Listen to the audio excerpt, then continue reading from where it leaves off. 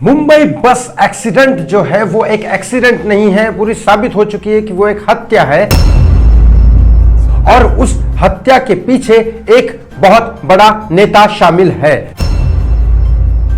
आज सबूतों के साथ मैं बताऊंगा कि वो नेता कौन है और साथ ही साथ जो बॉलीवुड एक्टर, जो नया उभरता कलाकार बॉलीवुड में आया था और जो उसने काफी कुछ सक्सेस पाया था, वो उसमें मारा गया, उसकी हत्या हुई और इसके 3 सबूत मैं दूंगा। उसके पास बहुत सारी ऐसी चीजें थी जो बहुत लोगों को एक्सपोज कर सकती थी और ये पूरी की पूरी हत्या जो है, पूरा हत्याकांड जो है, इसमें 3 सबूत मैं आपको इस वीडियो में दिखाऊंगा, जिसमें से एक सीसीटीवी फुटेज भी है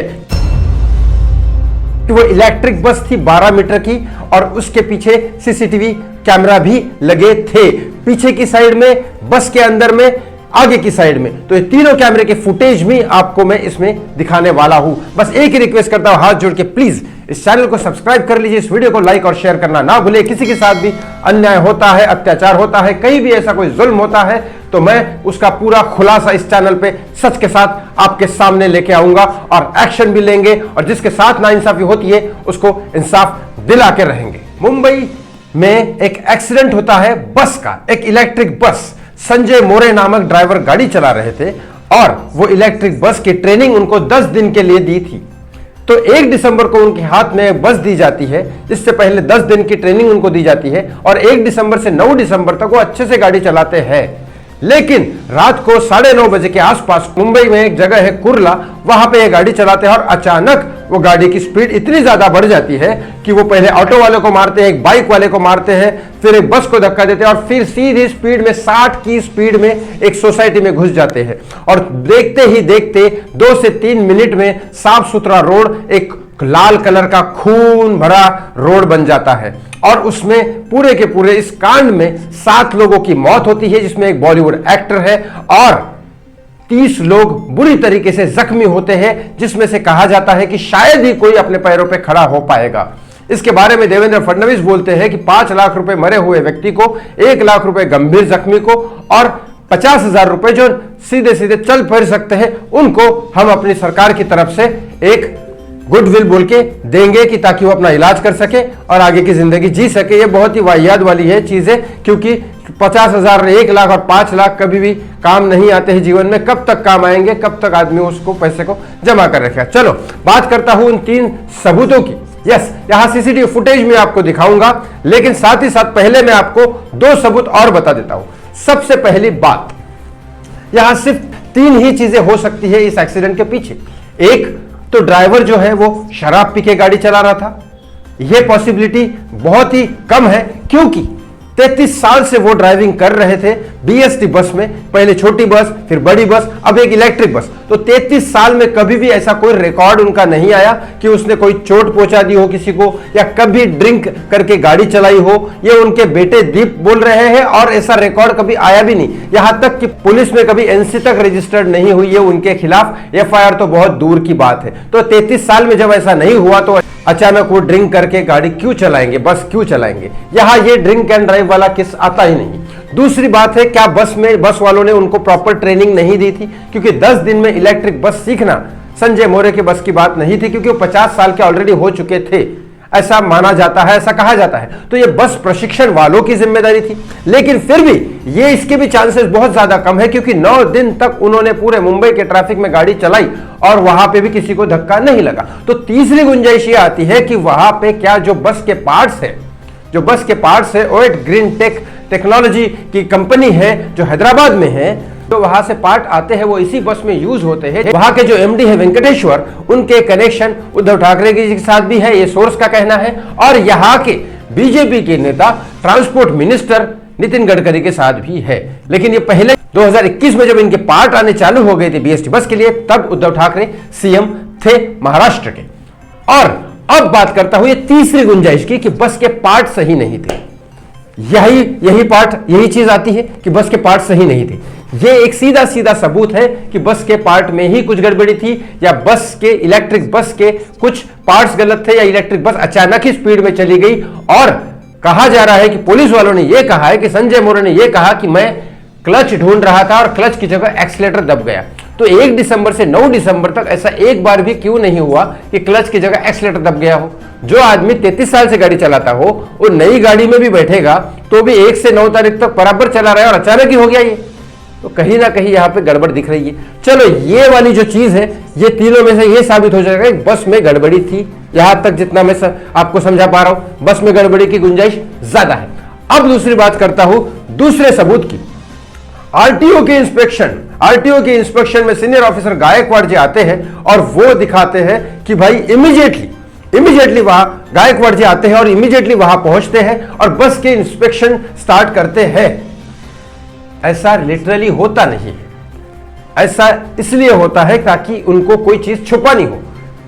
लॉ के हिसाब से, इंस्पेक्शन के हिसाब से यह होता है कि बस ड्राइवर्स को पुलिस गिरफ्तार करती है, वहां से लेके जाते हैं। जितने भी गवाह हैं, जितने भी लाइव वहां देखा है जिन लोगों ने, उनको पुलिस अपने उनके सबूत लेती है, सारे सबूत लेती है, उन लोगों के गवाह के स्टेटमेंट लेती है, उनको बाद में कोर्ट के लिए हाजिर होने की डेट भी देती है। जब कोर्ट बुलाती है तब उनको उनसे कांटेक्ट लेके, और साथ ही साथ बस को एक इंस्पेक्शन के कैबिन में डाल देती है, बस इंस्पेक्शन के ग्राउंड में रखती है, पुलिस के कस्टडी में रखती है और फिर एक इंस्पेक्शन टीम आरटीओ की हो या इंजीनियर्स की हो, वो आके बाद में चेक करती है। अचानक वहां आके आरटीओ ऑफिसर चेक नहीं करते, उनकी एक प्रॉपर इंजीनियर की टीम होती है जो मैकेनिकल्स इंजीनियर होते हैं, गवर्नमेंट के थ्रू अपॉइंट किए हुए, तो वो आते हैं। लेकिन ऐसा हुआ नहीं, आरटीओ के ऑफिसर्स आए और उन्होंने चेक किया और अचानक बोल दिया कि नहीं, बस की सारे पार्ट सही थे। दूसरी गड़बड़, जहां पार्ट के बारे में बात कर रहा हूं मैं, यहां पे आरटीओ के ऑफिसर्स ने कहा कि सही, सारे पार्ट सही थे। अब यहां ये सेकंड सबूत सीधा सीधा सामने आता है। ये अब आपको सीसीटीवी फुटेज दिखाता हूं। सीसीटीवी फुटेज में देखिए, सीधा सीधा सामने आपको दिख रहा है, बस चल रही है बस। कंडक्टर जो है वो टिकट काट रहा है, सारे लोग बैठे हुए हैं और कुछ लोग खड़े हुए हैं, आपको बस में दिख रहा होगा साइड। अब अचानक बस में ऐसा क्या हुआ? क्या वो संजय मोरे पागल आदमी था? क्या संजय मोरे की मेंटल हालत खराब थी? ऐसा तो नहीं कहा किसी ने, ना ही संजय मोरे ऐसे थे। 33 साल से गाड़ी चला रहे, 1 से 9 तारीख तक वो इलेक्ट्रिक बस भी चला रहे, तो अचानक स्पीड में गाड़ी कैसे आ गई? धक्का लग गया सबको और सब हल्ला बुल्ला कर रहे, और आगे जाके बस रुकी, सब लोग उतर गए बस से, फिर वापस से चल गई। फिर इस बीच में जब स्पीड में बस चल रही थी, आप देख रहे होंगे, स्पीड में जब बस चल रही थी, धड़ाधड़ सबको पीट रही थी, मार रही थी, ये हुआ। यहां कहीं ना कहीं आपको सीधा सीधा दिख रहा है, अगर बस क्लच की जगह एक्सीलरेटर भी दब गया होगा, इनकेस अगर मैं मान लिया थोड़ी देर के लिए, इम्पॉसिबल है, जो 9 दिन सही चला रहा हो और उसको आदत ना पड़ गई हो कि एक्सीलरेटर कहां होता है और क्लच कहां होता है, ये मान नहीं सकता मैं। शराब पी के वो थे नहीं तो फिर कैसे माने? लेकिन फिर भी अगर ये मान लिया कि चलो दब गया होगा, तो स्पीड में आते ही आदमी जल्दी रुक जाता है, इतनी देर तक नहीं चलाता है और ब्रेक दबा देता है। इलेक्ट्रिक बस है, उसमें डिस्क ब्रेक होंगे, कई स्ट्रॉन्ग ब्रेक भी होंगे, तो फिर इमीडिएट ब्रेक भी होगा।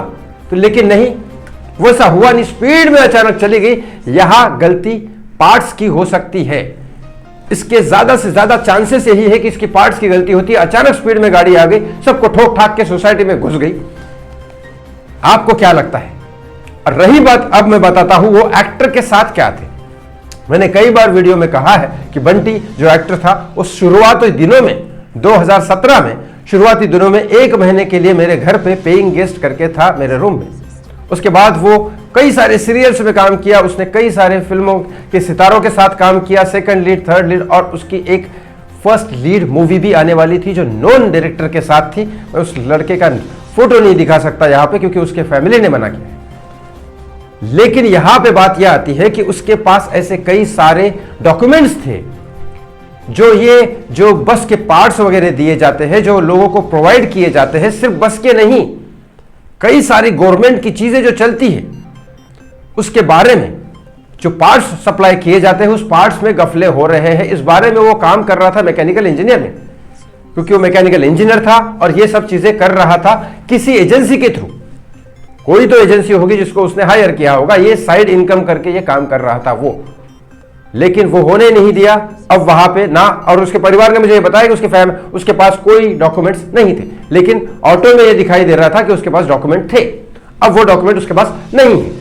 अब बात करता हूं ऐसा कौन सा नेता है, आप मुझे बताइए, जब ये ग्रीन टेक टेक्नोलॉजी जो ग्रीन टेक टेक्नोलॉजी है, जिनके ऑनर जो है वेंकटेश जी, इन्होंने बस के पार्ट्स देना महाराष्ट्र में चालू किया 2021 में, जब यहां के सीएम थे उद्धव ठाकरे, और उसके बाद यहां पे ट्रांसपोर्ट मिनिस्टर थे नितिन गडकरी जो बीजेपी के। या तो इन दोनों नेताओं में से, या तो फिर वो इंजीनियर्स जो इंस्पेक्शंस करते हैं, करते हैं कि नहीं, ये कंपनी के पार्ट्स जो है जो बस में प्रोवाइड की जा रहे हैं गवर्नमेंट के, वो सही है, और फिर दिए जाते हैं। क्योंकि इससे पहले तो हमने हमेशा देखा टाटा, रतन टाटा और टाटा जो प्रोवाइड करते थे, वो अब तक तो ऐसे बस के पार्ट्स इलीगल या फिर ऐसे बस के एक्सीडेंट्स नहीं हुए इससे पहले। आपको क्या लगता है, इन दो नेताओं में से कौन गुनहगार है या नहीं है, या फिर वो इंजीनियर्स गुनहगार है? लेकिन इसमें बहुत लोगों की जान तो चली गई। जो भी लगता है आपको, कमेंट बॉक्स में कमेंट करके जरूर बताएं कौन गुनहगार है, आपकी क्या राय है, बिल्कुल जरूर बताएं। थैंक यू फॉर वॉचिंग मी, बहुत बहुत धन्यवाद। इस वीडियो को शेयर जरूर करें, जरूर करें, जरूर करें। प्रणाम।